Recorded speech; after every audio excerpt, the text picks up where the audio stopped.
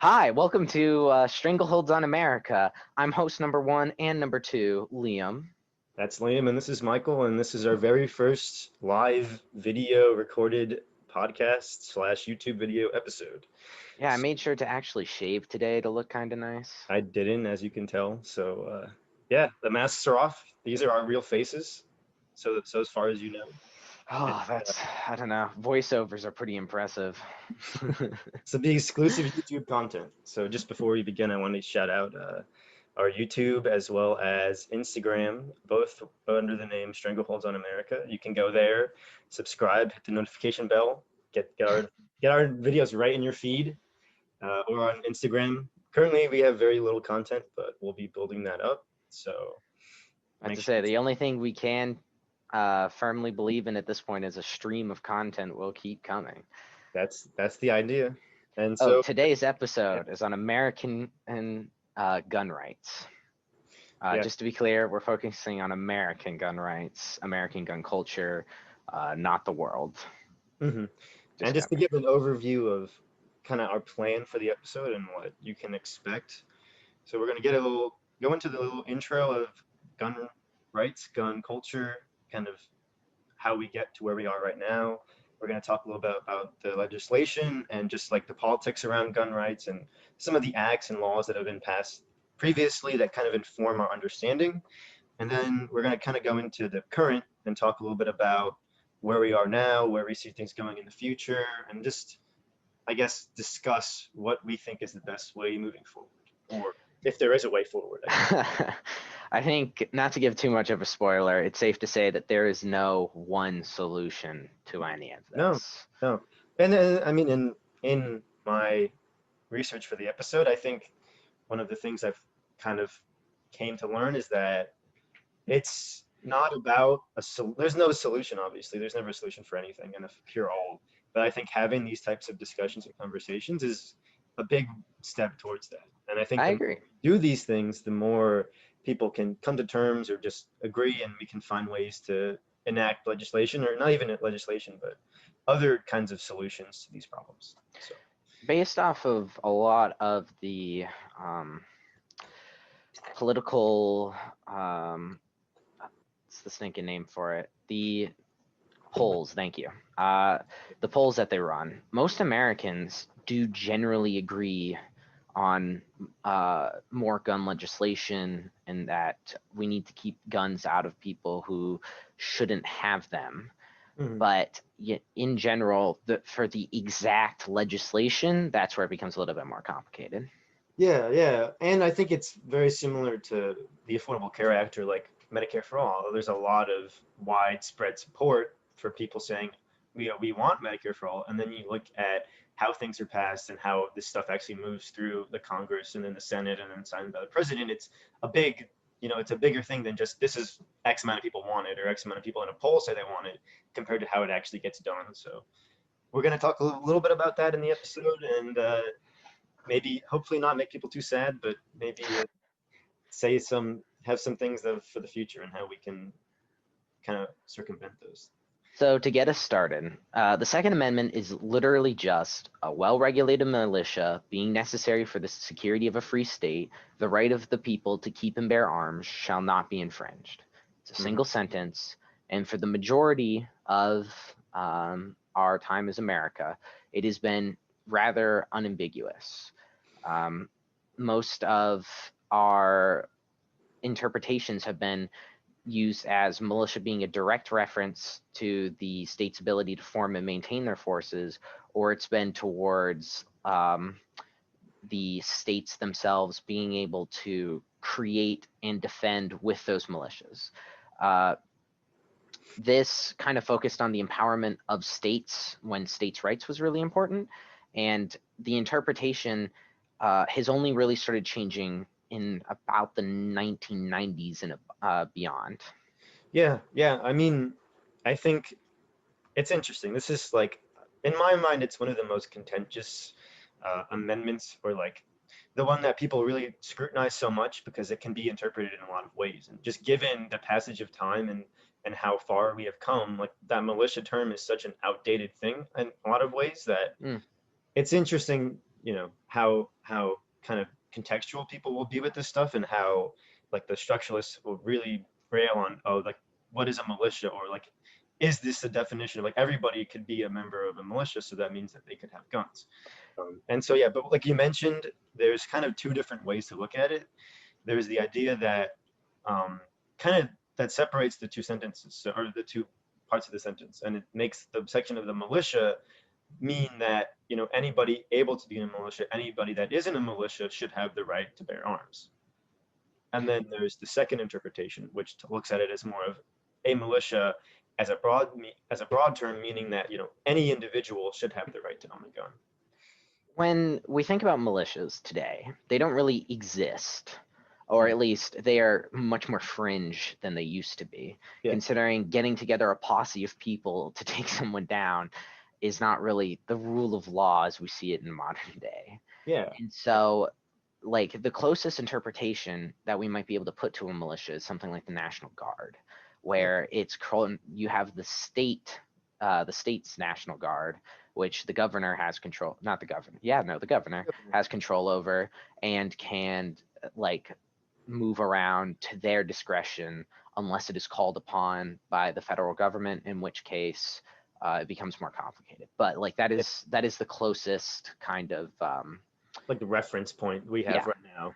Yeah, and I mean, obviously, given the U.S.'s history and where we were at the time that the Declaration of Independence and the Bill of Rights were signed, this was a much different like world. The idea of the states being able to have their own militia or militia forces were really big, and I think a huge impact of why this sentence was even included and why militia was such a key part of it. So you think of it like historically, it's interesting, and I think it definitely doesn't lose that kind of, or definitely has a big impact when you look at it that way compared to now. So when we're talking history, and to get really specific, I would say the start of the American gun culture obviously started with the settlement of America, because when the British were sending out their colonists, they had them arm themselves, giving them plots of land in the goal of them producing wealth to send back to Britain, being in raw materials or because they're trying to process it in the motherland, Hmm. and then defending themselves with the weaponry that they have so that they don't have to actually put a lot of money into building the colonies, in the sense that if you give someone some land, you give them a weapon to defend it, like they will try to solve their own problems. They don't have to send in garrisons constantly. It was Okay. really just a money saving operation. So this root of American gun culture, being owning land and defending that, is really shown through like today, Yeah. because everyone gets a gun to defend their home most of the time, to defeat intruders. Like it's all focused on self-defense and self-empowerment. Hmm. And so when we think back to the founding fathers, and I don't really feel like they ever intended the Second Amendment to mean personal gun ownership. When we look at the Federalist Papers, when we look at their reference around the Second Amendment, it was mostly focused around that defending your land type of situation, Yeah. where with a musket rifle, yeah, no, musket rifle. Yeah, sorry. Nice. Um, they are imagining guns that can shoot maybe one shot per every 60 seconds, 40 seconds, give or take, If you're fast, yeah. if you're fast. So they did have cannons, and arguably the first machine gun had a not machine gun like Browning machine gun, but the Hmm. first like Like more high like what fire rate. BPM, yeah, fire rate guns were starting to appear, even though they were being literally carted around Hmm. to do that. And so they didn't really have a frame of reference for the type of semi-automatics and Oh. automatics that we have today. Hmm. And while we can never transport the founders to modern day, I would think that they would never have considered it going this far. So when people talk about like this is what the founders wanted, this isn't what the founders wanted, I almost entirely throw away that line of questioning, not necessarily because the founding fathers are bad or weren't able to see far in the future. It's just because they their norms of having weapons to defend themselves when creating new states, when creating new colonies, Yeah. when pushing out into the West, Being the and the British. rifles that they had are just not equivalent to the very like peaceful, like no one's coming to attack you, like situation we have now. Yeah, they were very much, I think, the way you're describing them, at that point, guns are more of like a tool, like for defense, for, for protecting one's family, for defeating the British, whatever context it was used in, they had a specific use. They were, very archaic based on our understanding. Like they took so long to reload. They were heavy. They were cumbersome. I mean, people needed training in using them. You couldn't just, You also weren't a good oh, shot normally. you had to be a damn good shot based on how I mean, and even like the guns would jam all the time. It was just very not unreliable, but just so much different than we have today. And I Yeah. think this really cements in my mind some of the issues I take with like just being so textual and so focused on the Bill of Rights is like this is like the end all be all of okay, we have the right to bear arms, and there's like no way to change that. There's no way to amend that or add anything onto it, and we're just kind of stuck to the whims that were created, 200 plus years ago. Like I mean, it shows how much has changed in our past and how much we have to take into consideration when looking at gun laws now and just how to kind of frame those ideas. It's almost scary how unwilling we are to make those changes to our constitution. How even though you could argue that our system is more broken than it's ever been, we become less and less willing to change it. And I'm basing that on the amount of constitutional amendments that have Yeah. come out. Well, and then I mean, not to go too far on a sideline here, but like, yeah, I. It's also interesting because it's kind of like a self-fulfilling prophecy. Like, we don't want to add anything to the Constitution, so we don't. And then people are afraid if we add something to the Constitution, we're never going to be able to amend that or change that after it's added. And so it's like it's just kind of like this circle we're like living in, where we are afraid to add it, or we don't want to, or there's an opposition party against that. We don't, and then they want to add something. Oh, we can add it, and then we're never going to be able to change it. It's like we're kind of stuck in a lot of ways, I think, in that regard. Yeah. So to jump to our second point here, a lot of people start by discussing the National Firearms Act of 1934 whenever they're having this discussion, because they're thinking of the cases and how like they have affected how we've literally looked at guns. But I feel like the best place to first stop at is the American Civil War, because when we think of gun rights, that was arguably the biggest use of it. And so if no, because the Civil War happened, because we had that rising up, because of the fight over slavery, because of that like national rebellion, Mhm. we can safely say that American gun culture is not going away.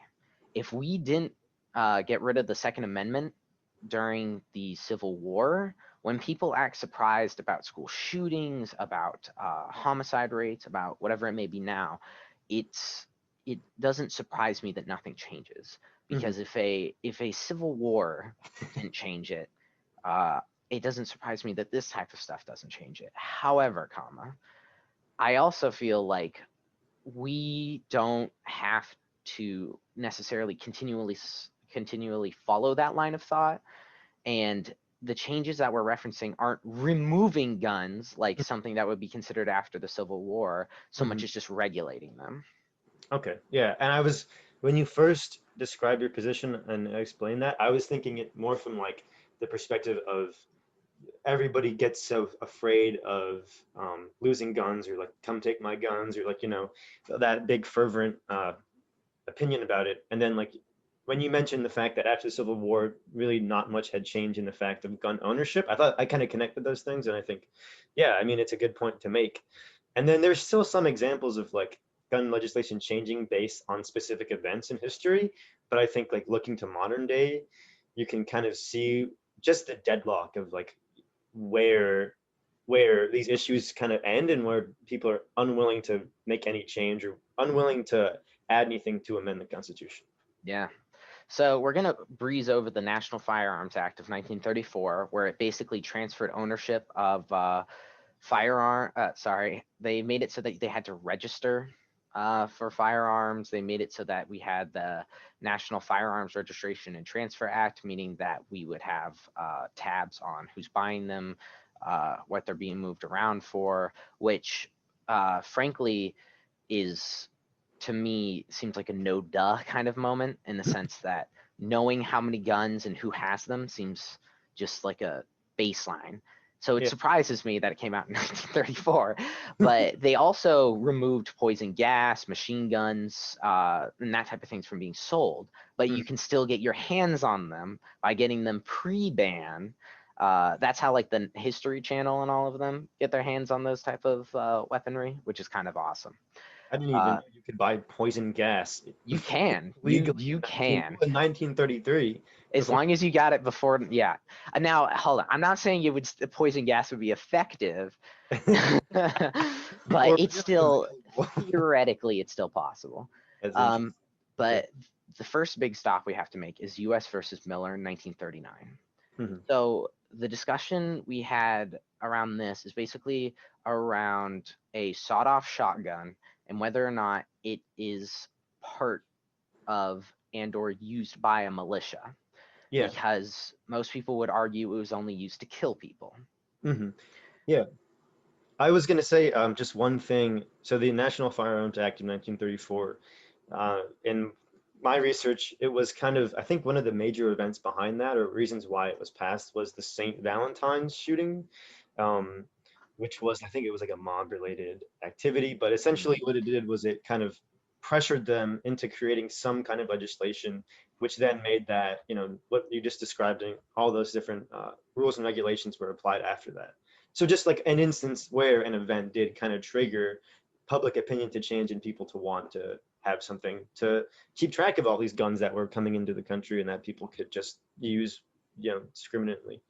Yeah, Then especially with mobsters and prohibition going on at the time. yeah, yeah. And then another thing was in that act there was also an excise tax that was placed on certain guns, and the sawed-off shotgun was one of those.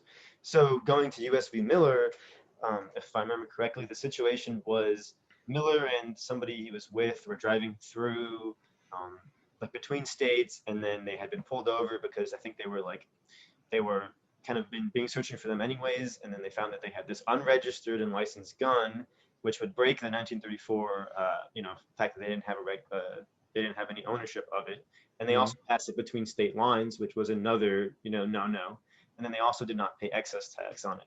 So that kind of court case initially started because of that. Like Miller was arguing that because of the Second Amendment, he had the right to own the sawed-off shotgun. And then there was those issues behind that, which he was charged with, which then he was appealing based on his court case. So that kind of leads us to the decisions that were made and how these U.S. v. Miller kind of is pertinent to modern day. Um, so what the decision that was handed down stated um, that the shotgun itself was not actually would not actually have been used within a militia. So based on that understanding of the Second Amendment, the Miller's case was thrown out, and they did not accept his saying that because of the Second Amendment he could own that gun. So in that regard, they were looking at the law and the Second Amendment as being specifically related to a militia, and that is this a type of weapon that would be protected and used within a militia? And I think that was one of the biggest takeaways of the case for myself, and like how it can relate to current day. My takeaway was more along how it's seen as a win for both sides modern day. Yeah. So while the argument failed for him because it's a sawed-off shotgun and it's not something that would be used by a militia, Hmm. it's also at the same time reinforcing that if you have a weapon used that could be used by a militia, then you have the right to that weapon. Yeah. Uh, to be clear, when I say that, I mean things like maybe an AR, AR-15, Handguns or something. Yeah. yeah, something that would be used by someone in modern day, being like the National Guard. Hmm. Um, but the thing is some people interpret that as like certain weapons aren't used in the military, aren't used by like people in the National Guard, holding with that example. So why should normal people have them? Yeah. So then it grows kind of vague, because depending on your interpretation of what is actually used in a militia, and whether or not it has to be used now, whether or not that can change, whether or not it has been used, you can really include or exclude a lot of guns or the right itself from this ruling. Yeah, and then you look at like, I mean, and we're going to get into more recent examples of like gun legislation and gun right and gun laws, and then I kind of go against that. But I think one of the other big takeaways was this was one of the first rulings that directly referenced the Second Amendment. The rest of them, all of these kind of cases, it was more of like a case by case basis, and they never like focused on the Second Amendment as kind of a way of sealing the argument or a way of defending their position. So it was kind of interesting that this case and then one that we'll be talking about pretty soon are like one of two or three cases ever in history, like over the past 100 years, to actually reference the Second Amendment. So I guess with that being said, we can move on. The Unless Gun you Control Act of 1968. have, So after, actually, you can start this one. yeah, let me just, yeah. So again, another kind of incident that occurred or that kind of things that prompted the Gun Control Act of 1968 include the assassination of JFK, the assassination of Martin Luther King.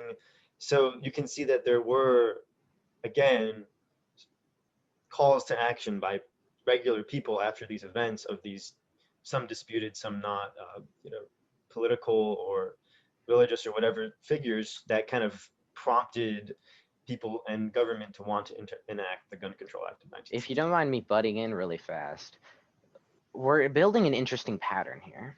Hmm. We can safely say off of the Civil War that it's unlikely that the Second Amendment will ever get fully removed. Okay. Or at least it won't be like guns are banned from American citizens, especially considering America was partially built on that gun culture. But Hmm. we're also building rather interesting like argument that it only takes a few individual events, i.e., the Clementine, yeah, it's the Balance. Valentine's Day, thank you, Yeah. shooting with Al Capone. Um, you have the assassinations of Kennedy, Martin Luther King Jr., where people are making legislation changes based off of those events. Yeah. So when I think it's very reasonable that that um, pattern has stayed for so long and has only stopped in modern day. But I just wanted to point that out. Okay. Yeah. I'd agree. I'd agree. And we'll get to that. Um, so exactly, the GCA focused a lot on regulation of interstate commerce in firearms, and it did so by prohibiting interstate firearms transfers except among licensed manufacturers, dealers, and importers. So again, they were trying to control a lot of, who is able to sell these guns, between whom, and interstate commerce was a big, I guess, point in there. Um, Mm. you know, and then it also prohibits selling firearms to certain categories of individuals, called prohibited persons. And it isn't.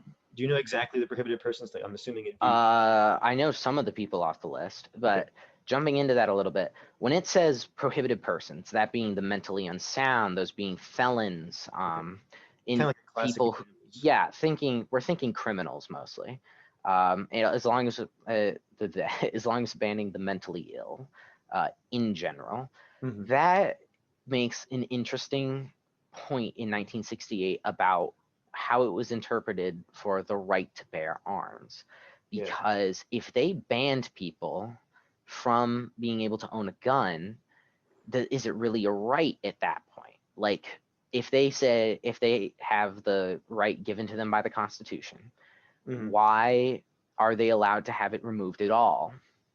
Okay. Uh, and it points out that, at least for me, that if we can prohibit certain people from getting a gun because of whatever reason, I think it's safe to say that extending that to different individuals under different Like circumstances extending is well within a legislative probability for gun control in modern day. Yeah, no, I mean, I think George Carlin has this great bit about rights, and he says, you know, they're not rights, they're privileges, because as soon as the government has something that they think is more important, they can just quash the rights. I mean, ask the people in the internment camps during the Japanese, you know, during World War II, if they had the right to live in the country, like, you know, and live in their own homes. But I mean, yeah, You think you have the right to happiness when you're stuck as a slave. yeah. But you're saying makes sense. I mean, Yeah, there's definitely a I'm case just, to be made there. yeah, It's just, you know, given all the extenuating factors and all the stuff we're going to get into, it's a very hard case, I guess, to pass and have people accept. yeah, 100%. Okay, so was there anything else? Not particularly. Oh, Okay, for the Brady Bill, which is our next stop. okay. Basically, this is what created the gun show loophole, since it created background checks to stop certain individuals from buying guns, but only federally licensed firearm dealers run background checks. So Hmm. when you have private sales, for example, between me and Michael selling each other, like, I don't know, a poison gas, like, we don't have to Before do that 1933.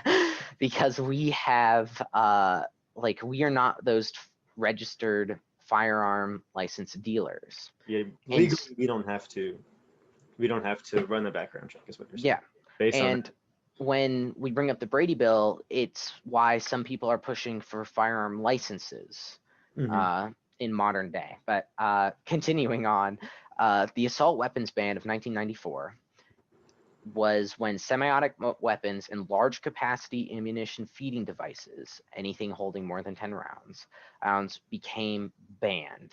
So this is very complicated. So when you think of an assault rifle, or in this case, an assault weapon, Yeah. anything can be an assault weapon. If you take a basic AR Hmm. and add on a flash, like a muzzle, a Yeah, flash the muzzle, muzzle flash. yeah, Yeah. and muzzle flash, whoops, wrong way, and Yeah. you were to add something like a bayonet, it would become an assault weapon. But if Hmm. you keep it at its base form, it's a modern sporting rifle. Yeah. That vocabulary being so complex kind of makes it so that people fail to understand what is being referenced when they say like an assault weapon is banned, and it also makes it so that when people are trying to get like guns to become fully automatic or trying to create something that is as close as possible to that, it's not super difficult. Yeah. And It's interesting. I mean, it's like in one respect, they're trying to make it a little bit more black and white. Like this is what we're going to constitute as an AR or an assault rifle. And then at the same time, it kind of muddies the water because okay, once there's a strict definition, then people can kind of play around with things and just skirt the line. So they're very close, but not exactly, yeah, doing such a thing. So it's like it's a tough spot to be. I mean, it makes sense legally to have such a weapon or such a clause that can define what an AR is, but at the same time, I think we, in the public especially, people look at ARs like, I don't know, they see a gun that looks like an AR or what in their mind is an AR, and that's yeah, immediately what it is. Like they don't understand the specifics of like semi-automatic is huge. Like that's having to pull the trigger every time you shoot versus having to hold the trigger down and shoot all the shots at once. Like yeah. big difference between those things. And then there's things like a bump stock, which can get you to like 90% of fully auto, where you're technically having it move rather than your finger. Yeah. So, like, really, the point of this is to say these weapons at a glance are almost impossible to tell the difference between something that is like a modern sporting rifle and something Hmm. that could be an assault weapon. Hmm. Now, when I say that, that is with a strong, like, inexperienced tag.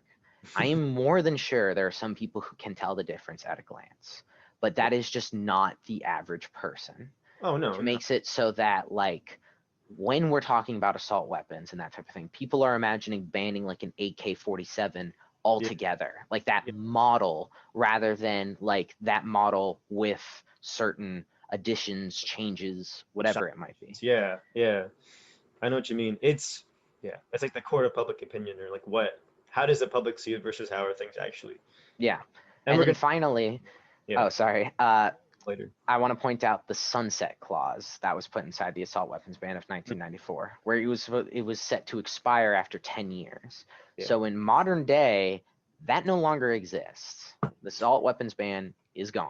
1994 to 2004 would be the 10 years, and then Bush had the option of, I think it was reneging or like negotiating that bill further, and he just let it end.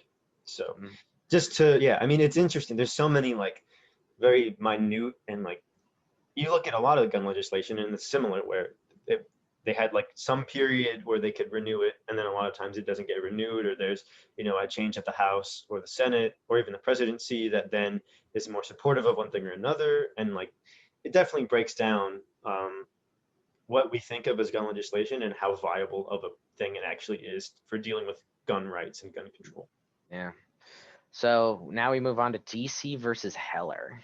Yeah, and so this is the second case that really deals deeply with what they mean by the Second Amendment. And yeah, Yeah. So this happened in 2007. Let's start there. mhm, Essentially, Heller wanted to keep a gun in his home, and the mhm, Supreme Court affirmed it. And that's just a very brief summary here. yeah, And so when we look at that, this is the first time the Supreme Court has ever like done a ruling specifically on the Second Amendment. And hmm, when I say that, it's not necessarily that. I believe it was yes, U.S. versus Miller. yeah, Sorry, that's uh, they were talking about. Well, they left it vague. They were talking about what could be included in the Second Amendment, what type of guns. hmm, Now versus DC versus Heller is like a very literal, do you have the right to a gun question. yeah. They were answering, do you have the right to a gun? Yeah. Essentially, the ruling is what they were coming down with. And so actually no. Do you have Oh, it? I was just going to give a little bit more context to the whole case and like how Heller got to Yeah, the shoot. Supreme Court. So Slip the pun in there. he um he was a security guard, I believe, in District of Columbia, and District of Columbia at that time had a law against owning a firearm in the home. So he could legally own one and use one at work, but at home he could not have his gun with him. So it was kind of like an interesting dichotomy, and that was kind of his big push was owning one in the home, and that's kind of the whole issue, or a lot of where that context comes from and kind of how they get to the Supreme Court. So in the end, like Liam said, the Supreme Court affirmed his wanting to own a gun in the home. And it's interesting, it goes back to what I was explaining with the different variations of looking at the Second Amendment. And essentially, I think it was the five judges that supported the Heller's case, again, looked at the Second Amendment in a two-prong kind of look. They looked at it as the militia was not, being in a militia did not mean, because you were not in a militia did not mean that you could not own a gun, is what I mean. They looked at it as an individual right, not as a militia right, or as somebody with the necessary, interests and uses of the gun. And then the other four jurors of the Supreme Court at that time looked at it as a whole, saying that either, they had to be in the militia, or they had to be somebody who had a reason to use it like that. Not every individual who wanted to could own a gun. Um, and then there's also some kind of, I think, further points to this. Like, it's not as easy as everybody can own a gun now because they said that. It's more like they're very specific, again, clauses to that, and they said so in their description of like how the case went out. And essentially, the takeaway was that, again, American law states that the Second Amendment applies directly to individual citizens, which is something new that was never touched on before. And then also, it had to be a law-abiding citizen could own a gun in their home. So again, it wasn't they could own any gun they wanted. It wasn't that they could own a gun and use it in their apartment. It wasn't, there's a very specific ways to looking at this. And I think a lot of people, when they hear this case and this ruling, they think, oh, immediately, like anybody can own whatever gun they want.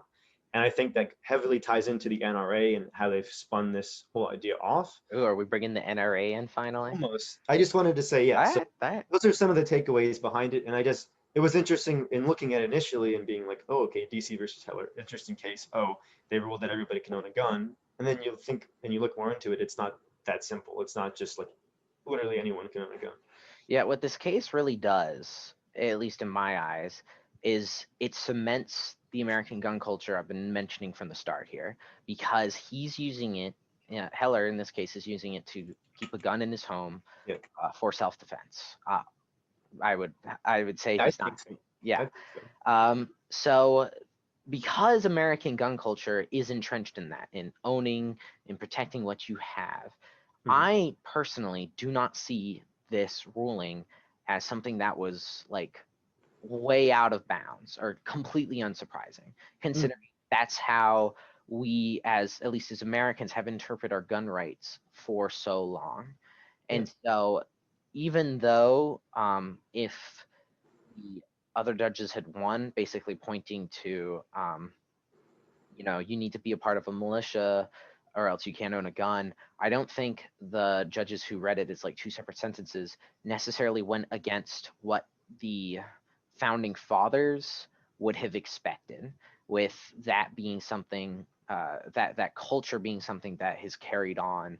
Oh yeah. Um, Yeah, definitely, definitely has. And yeah, I mean that brings in the um, whole idea of the NRA and the kind of evolving understanding of why people should have guns and what exactly are guns going to do for you, or like the right that yeah right that you can own a gun doesn't mean that everyone should should, or Yeah. that like everybody who can, or I mean like there's a lot of things that go into it. It's like, do you are you going to use it in a practical sense? Like, are you going to actually understand how to use it? Are you going to use it safely? Are you going to store it safely? Like, there's a lot of, I guess, background to everybody should own a gun and they have the right to.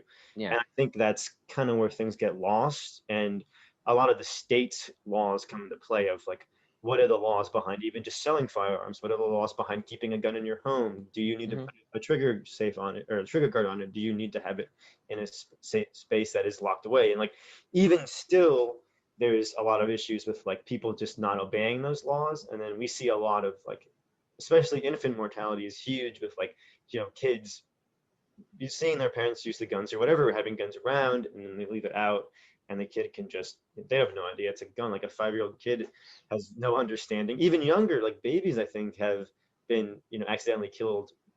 Like they killed themselves essentially because they had picked up the gun and their fingers slipped, whatever, and they could shoot. Like it's insane to think of like all these things. And I don't know, that was a really big tangent, but I mean, it's not wrong. um, so I guess moving forward, I wanted to. Oh, I think we have one more case. Did you want to talk about that one? Yeah. Yeah, the real quick, Contiano versus Massachusetts basically made it so the Second Amendment spread to all guns except those that are explicitly banned, Okay. um, which is questionable. Not in the sense that that kind of moves it from it kind of makes it so that the government itself has to explicitly argue which ones are part of a militia, are not part of a militia, Mhm. um, rather than the conversation being one that is drawn out in courtrooms.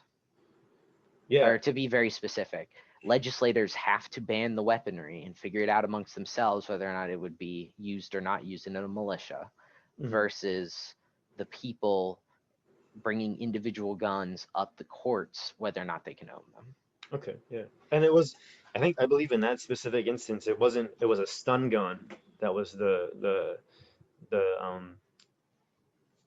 the subject of that whole case. Like, Yeah. I think the woman had used the stun gun in herself like defense of herself against an abusive boyfriend. Um, and so that whole idea was like, should is that okay? Is that accepted under the Second Amendment? And I think that's where the ruling said yes, as long as it is not banned and as long as the government has not explicitly said so, it can be used and it is legal. Um, but it is interesting given that it was a stun gun in that, like, I You don't wouldn't know. necessarily imagine that as the same type of thing as a Definitely bolt. not. No, definitely not. So It's a it's lot less lethal. yeah, it's a big different kind of difference. So now that we've covered the court cases, we can pretty safely say, is it time to talk about the NRA? I'm so excited. It is, yeah, I think so. But Sweet. I want to like touch on just so again to couch kind of what we've all been saying this whole time, and like really the two biggest or three biggest laws that we talked about and touched on were the DC v. Heller, the Catiana versus Massachusetts, and then the Miller v. U.S. 1939. And they really touched on the Second Amendment. And again, like I had mentioned before, they did not explicitly say that there cannot be any change to the Constitution, or there cannot be any rulings specifically on the Second Amendment. And so it kind of can give us a framework of like how could we actually in the future go about addressing these points. Gotcha. So But now, yeah, yeah, go. You want to talk about so all right. When we think about this in modern day, and we're thinking about these court cases and how what we're really pointing out is that one, there wasn't a lot of arguments over gun issues that we had in the past. So to be clear, before 1934, there weren't many or any rulings towards the Second Amendment. It was a norm. It wasn't really deeply thought about. Mhm. It was more of a, I guess, a passing in the law textbooks. Yeah. That started to change as we got into like the 1980s, 1990s, as people started interpreting that more as the right to bear arms rather than will not be infringed, rather than like in a militia. Mhm. That change of wording has been the core of two problems. One, the fact that whenever we talk NRA, whenever we talk about gun legislation, we shouldn't even be including a lot of these people in the conversation, not because they're bad or anything else. It's because banning guns as a whole is not what the mainstream, what the most common thoughts are. Yeah. I doubt, again, we will ever fully ban guns in the United States. It's It'd just, be very hard. Yeah. It's yeah, a reliable, it's like a slippery slope argument. They're saying like and you're referencing the NRA, I'm assuming. yeah, Like the idea that people are anti-gun and that they want all guns removed is like I don't think anybody stupid. believes that in the U.S. at least. I mean, there's Yeah. countries where guns are completely outlawed, or to the extent that makes the U.S. look like we're crazy. But I mean, um, yeah, no, With our idea that if someone is properly taught to like protect to handle a gun and mhm, use it as trained, mhm, there's like I don't see a major issue with that.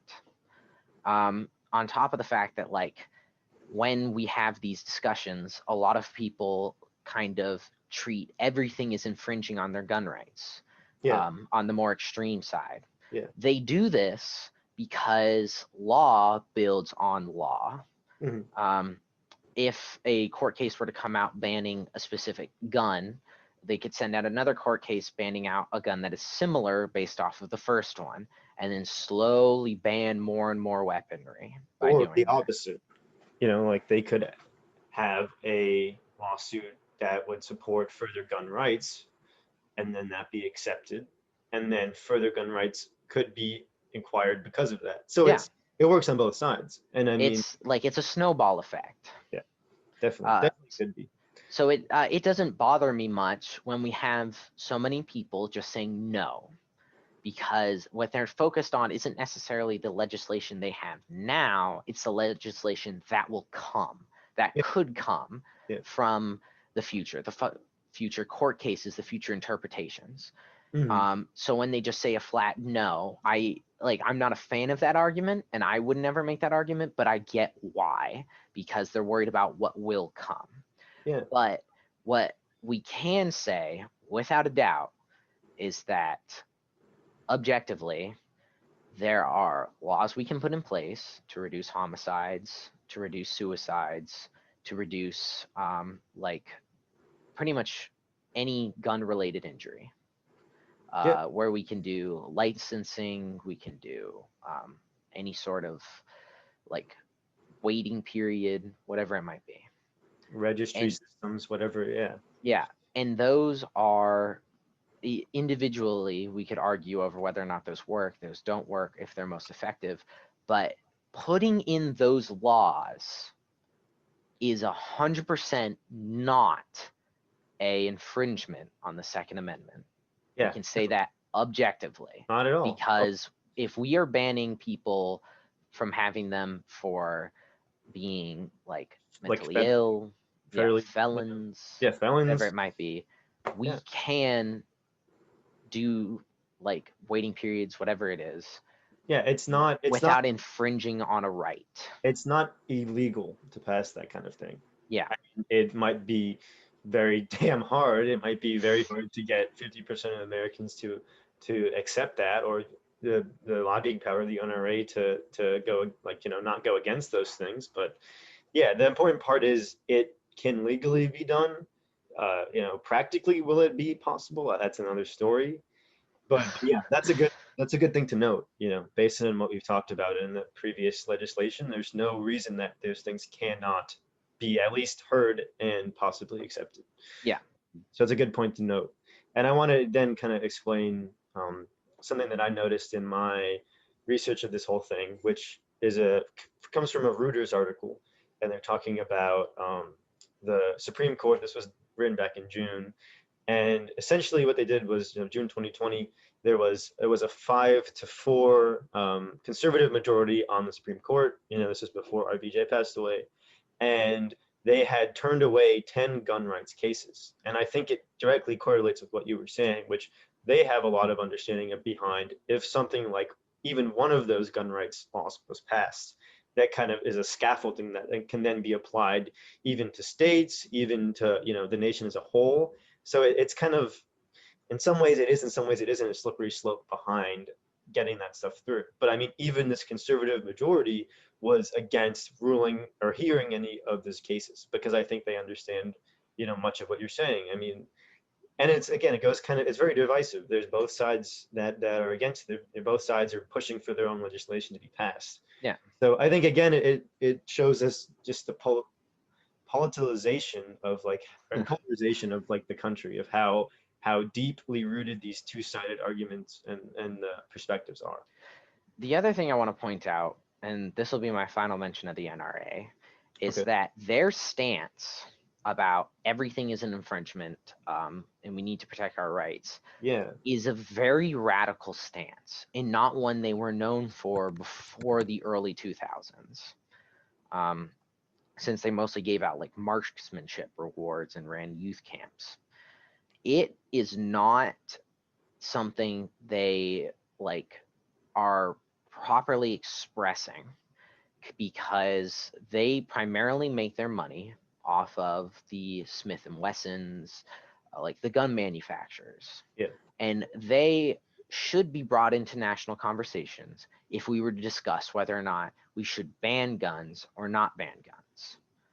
But we don't need to bring them into the conversation if we're just discussing something like a waiting period or like a firearms licensing, where we would be more of a rebuilding and restructuring of what we have now. Because for something that is a corporate lobbying group rather than a public interest group, Yeah.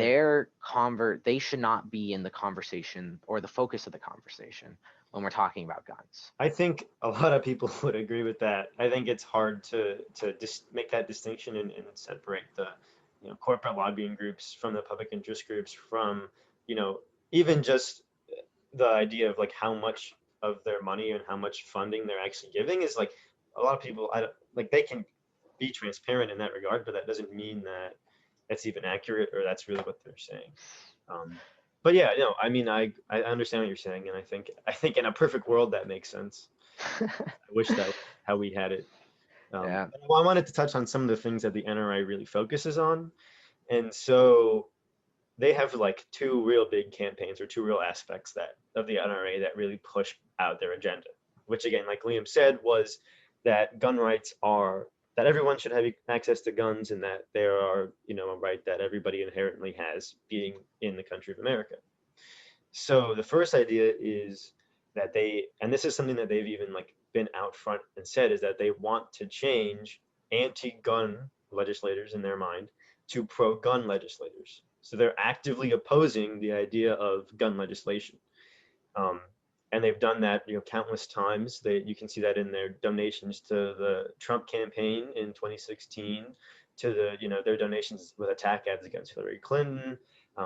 More specifically, in 2018, John Donnelly was an incumbent running against Mike Braun, and they spent over $1 million to get John Donnelly out of his seat, and Mike Braun took it, and Mike Braun was the pro-gun legislator. So that is, a lot of their faculties go to keeping that split where there's more people who are anti or pro-gun than there are that are anti-gun, to Hmm. again backfire a lot of the legislation you mentioned.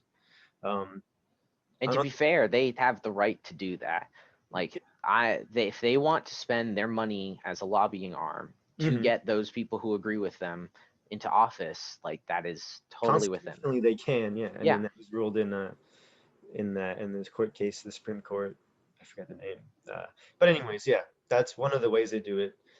Another kind of big stance they have now is that a bad guy with a gun, a good guy with a gun is the only answer to a bad guy with a gun, which is in itself a really, fallible argument. Dude, the NRA would basically shoot someone in the back and then argue that if they had a gun on their back, they would have been fine. Yeah. Because like the thing is if you look at the NRA, their entire goal is to sell guns. Hmm. That's what they do. Hmm. And that's not, again, But they that's make the not a money. bad thing. But the problem is that they are getting too much focus in our national ire because of that. And rather than looking at them as an extension of the corporate gun owners, it's Yeah, seen as like a public interest group. Honestly, the fact that we're talking about it so much just tells me how effective it is. they And are. I mean, they're like the classical example of a lobbying group that they exert so much influence in the in elections, and like they're, I think in a video I was watching, it was an Australian news description of like gun control in America. They were saying that combined, all of the NRA like donations, lobbying, interests that they've put into the elections, they've had more influence than like if you had taken all the voted times people had voted, and half of those people is equal to the NRA, like based on the capital, the funding they'd given to these groups. It's insane. yeah, It is it's a lot. also because, oh, sorry. But I was also going to say, I don't know, you might have been bringing this up, but they have a lot of active vocal members, Hmm. and that's another big part that they play. I mean, these are people who genuinely believe that owning a gun and that any type of gun they own is their right. And so these guys are the people that are on the ground, reaching out to their congressmen, reaching out to their senators, being that, connection to the NRA, that like personal, face of the NRA is all these people. Yeah. It's not the lobbying groups at the end of the day. It's not the people who, the shadowy money men with their suits on. It's the, everyday people that are part of them.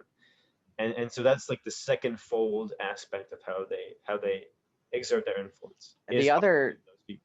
the other two things that they do, which I would argue are even more important than that, is one, the argument that these people have to make is very simple. They just say, I don't want this gun legislation. Yeah. Just get rid of it entirely. And that is a very easy position to hold. They don't need to remember talking points. They don't need to make sure that they're like up to date with like all of this stuff, like the statistics and everything. They just say, no, I'll pass. Hmm. And so that makes it very, very easy for them to mobilize their base when they just have to say no. They have Yeah. to call their congressman, Yeah. say no, and move on. And the other thing is that when the NRA is spending its money, it will normally give the candidates who are going to lose Yeah. if they are pro gun. So even if like me and Michael were to run against each other and I was going to lose the election, as long as I say like I will say no to every gun legislation that Yeah. comes up, I will still get money from the NRA, not because I'm going to win, not because of that, but it's a vocalization to my opponent, to the other party, that the NRA stands for that and that alone. And And it, I was gonna say, even in that act alone, it's giving themselves more. They're giving themselves more airwaves, giving themselves more of a reach by promoting those ideas. Again, even if that person is unlikely to win, it's not strategic. in that the person that they're paying off might win. It's strategic in that they're still getting that press, they're still getting that airtime Mm. they might not normally have if they didn't do that. Um, But yeah, yeah, did you have anything else? for the NRA, Yeah, I'm done. I'm done with them for the rest of my life, to be honest. there you go. Anyway, so after that, I wanted to talk a little bit about misconceptions or like I wanted to better explain gun violence and how I mean, and this is not a point that's been done to death, but I think many people understand this, but the idea that it isn't as present in the media as something like the NRA is kind of a scary thing. Um, Mm. so essentially, what I'm talking about is that the idea between mass shootings or very public events that a lot of people get and understand versus everyday gun violence. So you look at like based on casualties, based on use of guns, just by the numbers, by the books, the idea that I think so many people see mass shootings and they think, okay, we have to ban assault rifles, we have to ban ARs, whatever, even if they don't understand what that means.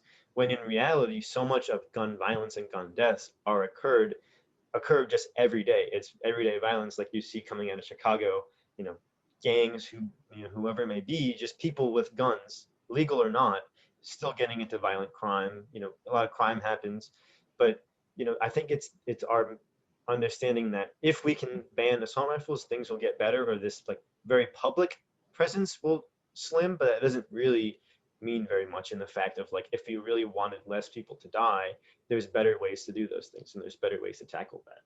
Mm. But anyways, to kind of give some numbers behind it, this is some information I pulled from the Gun Violence Archive, and they've been a group since 2013 that has posted information about gun violence and gun deaths in America. And so it's very interesting to kind of it charts like just based on the year, and they give a lot of very detailed information. They explain a lot of their research and how they kind of their methodology behind it. But I wanted to look for 2020 because they've just recently been published. Actually, today is the updating of that. And overall, there have been 43,470 people who passed away in 2020 from gun violence, which is that's huge. I mean, that's a number that I think pales so many other things and so many other issues that we think about.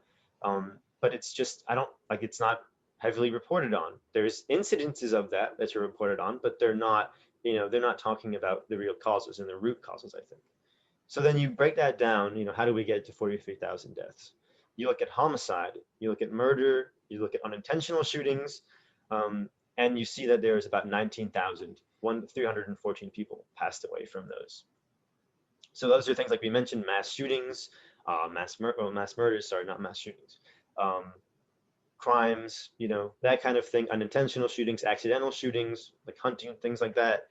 So that's 19,000. And then you look at the suicide, and this is huge. Is 24,000 deaths, 24,156 people committed suicide through guns in 2020. And I mean, there's so many extenuating factors to this number. It's not just, the idea that guns cause that isn't necessarily true, but there's still a big impact of like, just understanding where these numbers come from and that more than half of those deaths all came from suicide. And I think, to go back and like look at suicide more as an idea or like explaining why guns are so effective in that is it's a very kind of easy way to do it. It's a very quick way to do it. It doesn't take a lot of understanding or knowledge to use a gun to be able to shoot yourself with one. And the access of which people have guns highly increases their likelihood of dying from a gun related suicide. And then you look at the idea of suicide, you think like, how many of these people are younger or, individuals who might have mental illness or have some other issue that, just impulsivity of younger people. And you think like the suicidal ideation and like how how quick sometimes that can happen that they think, okay, you know, whatever it may be, there's something going on at home, or they have these thoughts and then they think, I want to kill myself. It's a very definitive answer to that Like momentary there, or yeah, long term issue. but it's, yeah, it's like, so having a gun in the home of a person who's like that and understands that is, and that idea is very quick. And I think, um, you know, It also has a very high success rate compared to other ways that with guns, people yeah, commit suicide. yeah, That's another big deal because if you were to cut your wrists, your body does an amazing job of trying to keep itself alive. hmm, Uh, you have time to regret. You might even have enough time yeah, to save yourself. oh yeah, Versus with a gun, it's just done pull the unless trigger, you make a major mistake. yeah, And yeah, even then, you're probably horribly disfigured, mhm, hurt, pained, doomed.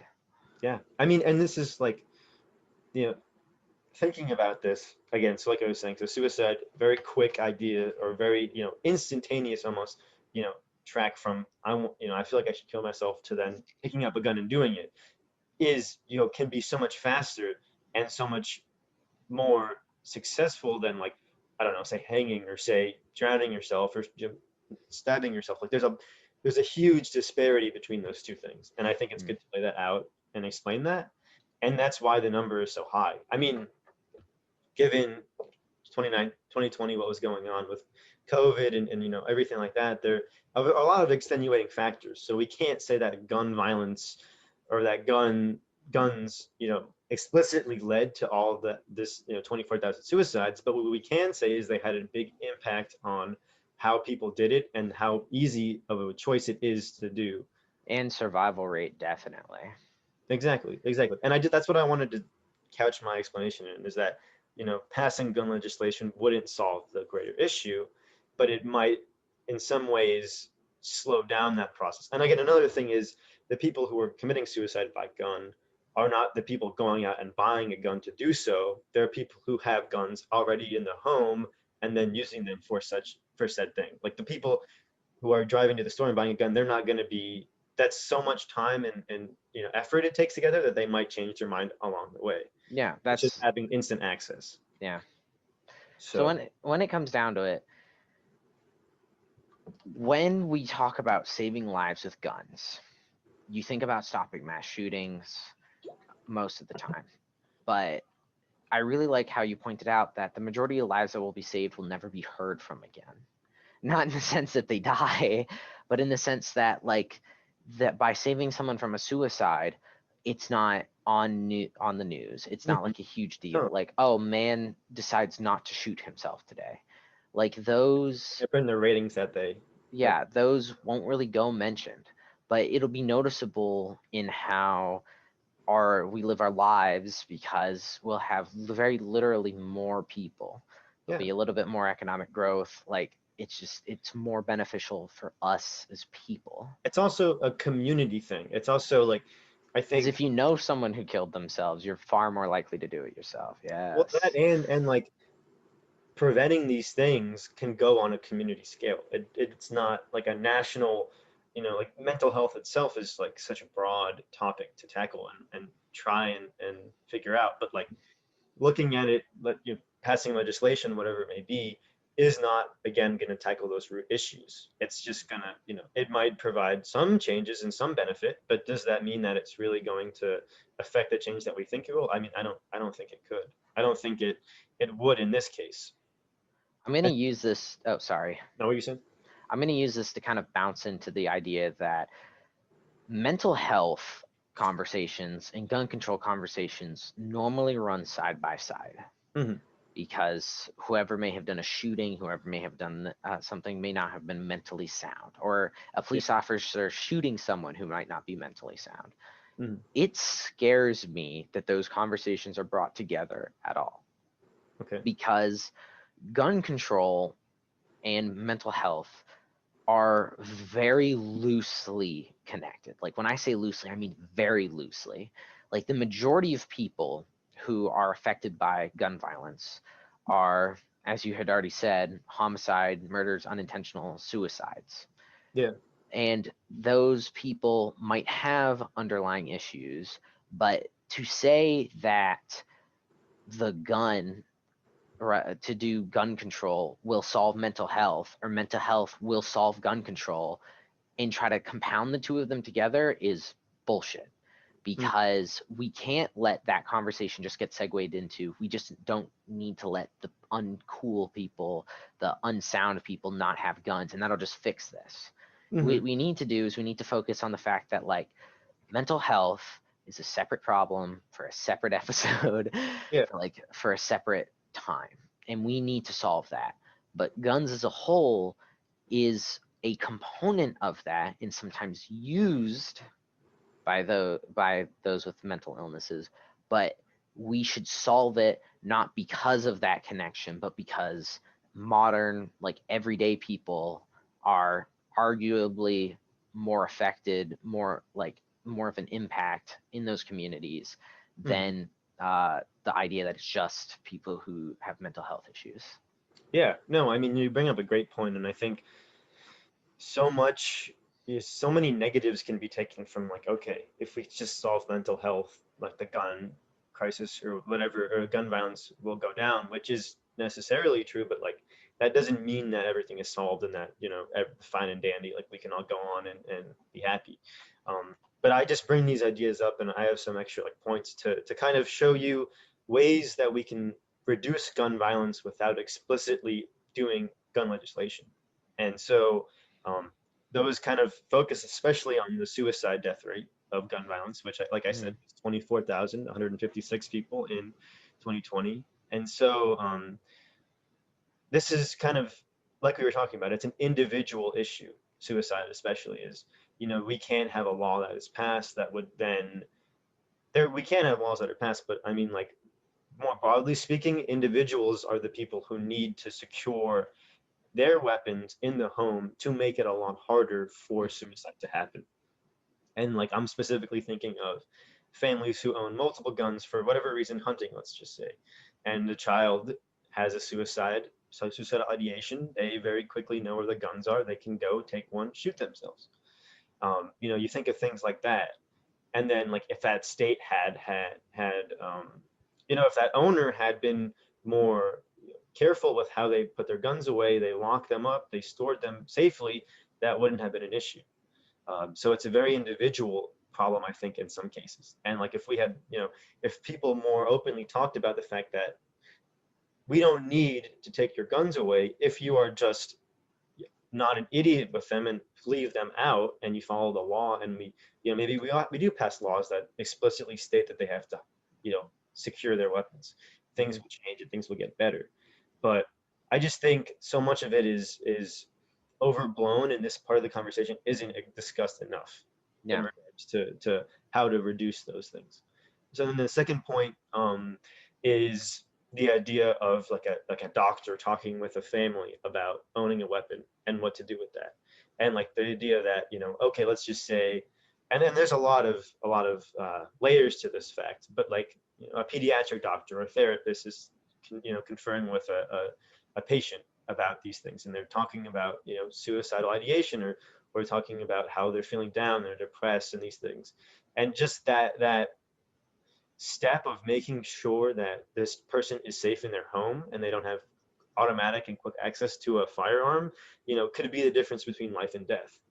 And I think those are small changes that could do a lot for gun violence, and they're just not brought up and they're not discussed. And again, this goes back to the bigger picture of, we like to look at very obvious and very easy to understand cases such as mass shootings, such, I mean, not easy to understand, but like just more, the media is a bigger impact in there. Yeah. The mass shootings, the, homicide versus the suicides, which are much more, less discussed. Even just mental health itself, I think, is neglected in many ways in our country, and how we look at things. But so just those are kind of on the outskirts of ways that we can implement new ideas and new thinking to make things a little bit better and to change gun violence. Yeah. So the final thing I want to bring up is when actually there's two things because I wanted to breeze over Australia really fast. But when we talked previously about Martin Luther King Jr. getting killed and about the Valentine's Day shooting and how those single events led to legislation, Yeah. that really hasn't been the case over this past decade or so. with the school shootings, Columbine, there's the Orlando nightclub. Like these events did not lead to legislation. And to really dig into why that is, we have to kind of discuss, like, one, we already talked about the NRA, Mm-hmm. but two, we already talked about how, like, there's the mental illness conversation going along with everything. And finally, it's that, like, we as a culture are very much focused on it for a little bit and then we move on. And so many good natured politicians try to work with that. They Yeah. try to get through legislation while the public eye is on it to get things done. They're trying to remove the ban on the CDC from investigating gun violence, trying to make it so that we can have like a national waiting period. Like they are trying for those type of things. But ultimately, unless there is a more sustained push um, for that specific issue, where people are calling in, where people are like Yeah. pushing for this type of stuff, I don't really see it changing like those other events, because fundamentally our political process has become much more difficult to pass legislation, and it's very very hard to act on that now. Yeah. It's like you're mentioning almost like an anti-NRA group that would you push these ideas beyond just. And I think like in thinking about it more, like one of the ways that people can are justified in thinking, oh, okay, like you know, they kind of, I guess, and a lot of people, like just ordinary people, see those events and are horrified, but they're also like, they think something is going to happen because of it. Like, oh, Yeah. there's been a shooting, maybe something will be passed, and like people who are less into the political, like news or whatever, don't understand that nothing is really going on. But they, it's kind of like they can tell themselves that, and they're like, oh, something has to be passed, or somebody has had to do something given all these shootings. Yeah. And in reality, like you mentioned, nothing really has changed. And so, yeah, I mean, it's a really tough place to be. And it's, yeah, it's almost interesting. Like there's not a lot. I mean, so much has been going on this year, but there's not a lot of conversation still around that. Like there's not a lot of people coming out within the Biden administration saying anything specifically about, what they want to do with guns, or and obviously there's more pressing issues, or there's, more, We can't expect them to be on top of that constantly every day. exactly, yeah. But to some level, having them point us in a direction for people to rally around is very important. Hmm. And if we want any of those major changes, we just have to keep pushing for it. And Yeah, that's hard yeah. It's because, yeah. you got to keep that interest. And unless you have anything to add, I was going to jump to Australia. No, yeah, go for it. So the final point that I personally wanted to bring up was, people talk about American gun rights and then they refer to Australia when they like do that. They're like, why don't we take Australian type gun reform? Hmm. So in reality, when we discuss that, one, a lot of Australia's laws are just an expansion on what we have, making guns harder to get, having more of a title system, creating gun licenses, creating titles to guns. Like they have expanded on our laws and have a lot more like control over them, Yeah, over their weapons. yeah, They have not banned them. They have, like, there's still quite a few guns in there. They just also need like a reason for having them too. Like, and that can be something as simple as just like shooting assault, them at a gun range. or yeah, whatever. Yeah. So when we talk about Australia, a lot of people make the argument that America and Australia, you can't compare the two of them because they're unique. They have different cultures, specifically gun cultures, and like they don't compare. But I find that argument to be very disingenuous, because you could make that over anything to stop a conversation. You could say affordable health care. The whole world isn't that similar to America. Like, we all have different cultures, but they managed to get it to work all over the place, just slightly different implementation. And that kind of irritates me, because they're kind of pushing off what could be a very valid discussion with the idea that it's just not the same. It's not the exact. And finally, um, even if we did follow that and do like an Australian style gun reform, we would still have guns. Yeah. They would still be accessible. They would just have a bigger waiting list, and you'd have to do maybe more local background checks. Like Hmm. it's not that bad, Yeah. and that's like for me, I feel it is something that couldn't be at least it wouldn't be very much to ask of people to switch to something like that. Not Hmm. that exact thing, but moving into that stricter Like gun it's not a jump legislation. to get there, is what you're Yeah, thinking. it's more of an expansion.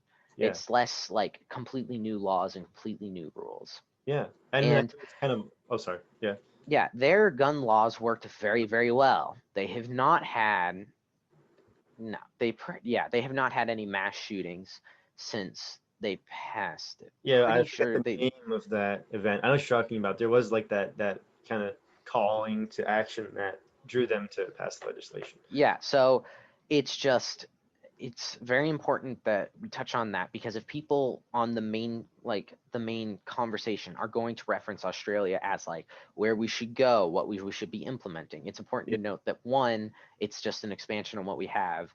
Two, like the whole system would still allow us to have weaponry and keep those guns for our self-defense. And Hmm. finally, like it worked for them. And even though Yeah. copy pasting into America probably isn't going to fly, trying to take their themes and run with them here is a very valid option. Yeah. It's yeah. You said a lot of things that I agree with, and that I like to touch on the. I Go think for it. I don't want to take us too off topic, and I think that'd be an interesting topic for the future. Is like shutting down certain conversations or just not even like borrowing ideas from other places because they're not America. They don't have the same, we're different. We're our own country. We have our own ideas American exceptionalist American exceptionalism is a at its bitch finest. sometimes. At its finest.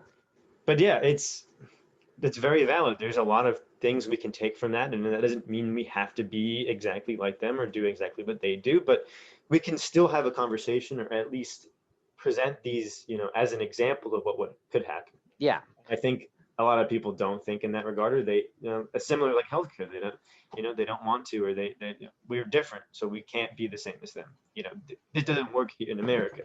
It wouldn't work in America, is a lot of the arguments you get. But but unless we try it, how do we know? uh, Exactly. there is one That's the bias I big do thing. want to acknowledge here, though. Yeah. Like being the age that I am at, and you are at, and around, we are much more willing to try new things. Not like in a literal sense, but like legislatively, if we were to implement these major gun reforms, implement these healthcare, we have to think a lot more long term with our lives. We have a different lens, anyways. Yeah, Yeah. We're like we're looking at things like global warming and these type of ideas that are coming to very literally kill us. And so trying these new ideas, pushing for this type of thing is a lot more acceptable, a lot more expected because we're like, we have to solve this problem. We are yeah, not okay with where it is right now. And exactly. because I am young, because I'm willing to take on these new ideas, and I'm not particularly attached to what exists now, burning it and starting something new, trying these new ideas is a lot more of I Like a guess, a good viable thing. idea. It's more Yeah. viable for you. And yeah, and lived experience is a big part of that. I think so many other people, like older people, they see their norms in their life and they want to expand it and continue as it is. Like change is hard.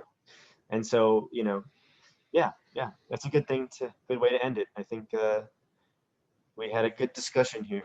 We brought up some good ideas. So just to kind of, again, I want to overview a little bit. Go for it. Um, we did it. We went into gun culture. We talked a little bit about just the beginnings of owning guns and what that looked like in America and kind of how we came to where we are now. American gun culture, American law, and how it builds Yeah, on itself. yeah, and then a little bit about the alternatives to legislation and just the kind of issues behind passing that legislation, like we talked about with um, the idea of like building legislation building on itself and how hard it can be to pass things and how partisan everything is becoming. um, Again, we went to the history and then kind of NRA and America versus the world, how we can go in the future and model ourselves off of others. how And gun violence affects people on a daily basis, suicides, a little bit yeah, of mental health. there you go, a whole conversation. Yeah, So yeah, with that, that is the end of the episode. Thanks for seeing our beautiful faces on this one. it's quite a face reveal. And please think for yourself on this. During this conversation, we were able to touch on a lot of things, Mhm. but if you want to learn about like individual reforms that are being proposed, just YouTubing something like firearm licensing, Yeah. waiting period, stuff like that will give you a much more in-depth look at what specific legislation is what we're looking at right Yeah, now. one of the big sources I used was a guy YouTuber named Mr. Beat. He does a lot of great content for like specific cases. He covers like Supreme Court rulings, and I use a lot of those for understanding the ones that we talked about here, and even just outside of that. So just some stuff to think about. Again, I'm gonna plug follow us on YouTube, follow us on Instagram at Think Strangle. for yourself, and hopefully this is going to be one less stranglehold on us.